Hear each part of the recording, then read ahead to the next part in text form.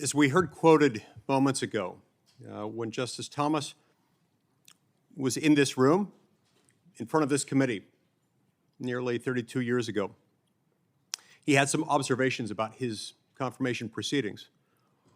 And he described those proceedings as, quote, high-tech lynching for uppity blacks who in any way deign to think for themselves, to do for themselves, to have different ideas.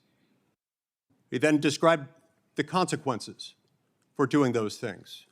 Quote, you'll be lynched, destroyed, caricatured by a committee of the U.S. Senate rather than hung from a tree.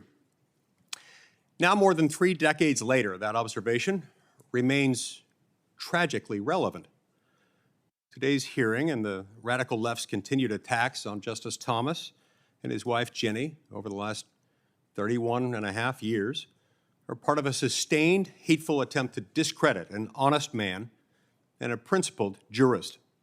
The left, you see, can't tolerate, it cannot accept the fact that one of our greatest American success stories, that of a humble citizen who rose from poverty in the segregated South to become not only one of the Supreme Court's longest serving justices, but also one of the most influential jurists our country has ever known, is the story of a black man who happens to be conservative.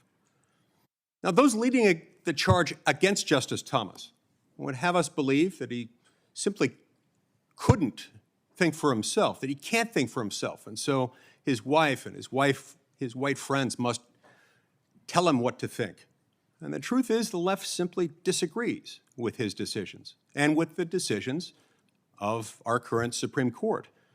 And they obviously can't persuade the American people to adopt their radical policies through legislation, so they're attempting to destroy the court's credibility and intimidate the Republican-appointed justices and their families, starting with Justice Thomas. They're making clear that justices who disagree with them will pay a price. And it's a price that the radical left is determined to ensure is very high. This is all just a thuggish shakedown. Nice Supreme Court you've got there, America. Sure would be a shame if something happened to it. And don't just take my word for it. Remember what Senator Chuck Schumer did in 2020, went onto the steps of the Supreme Court, called out specific Supreme Court justices by name, referring to Justices Gorsuch and Kavanaugh by name, telling them, you've released the whirlwind and you will pay the price. You won't know what hit you if you move forward with these awful decisions.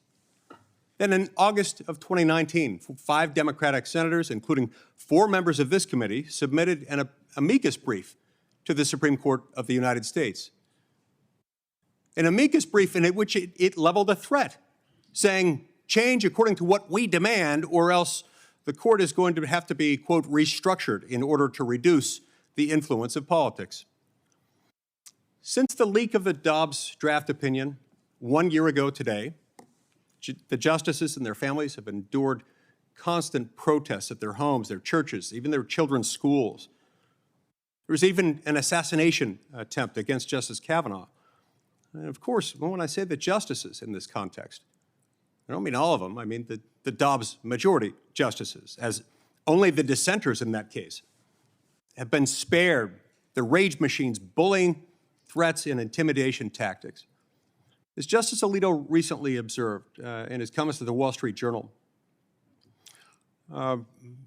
it was the Dobbs leak that made Justice Alito and those of his colleagues who joined in his opinion likely targets of assassination.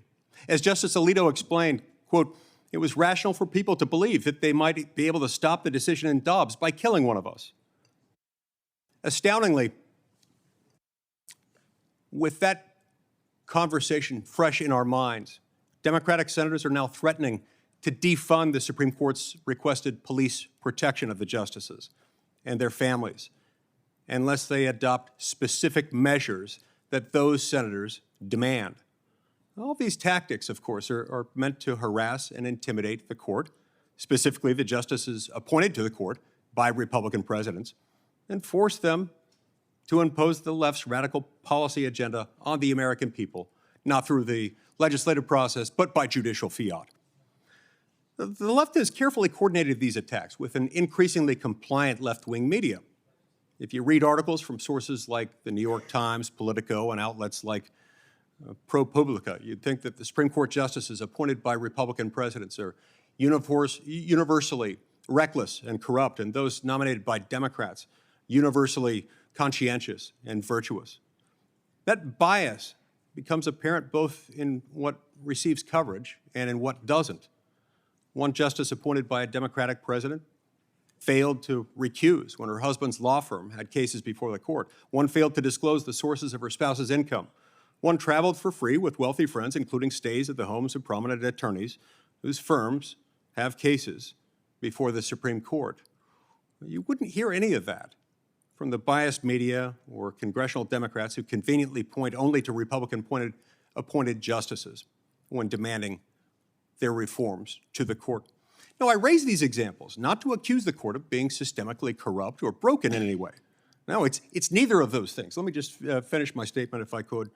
I raise these things only to point out that Senate Democrats, left-wing advocates, and activists and their publicity outposts in America's mainstream media establishment never tell the complete story about this.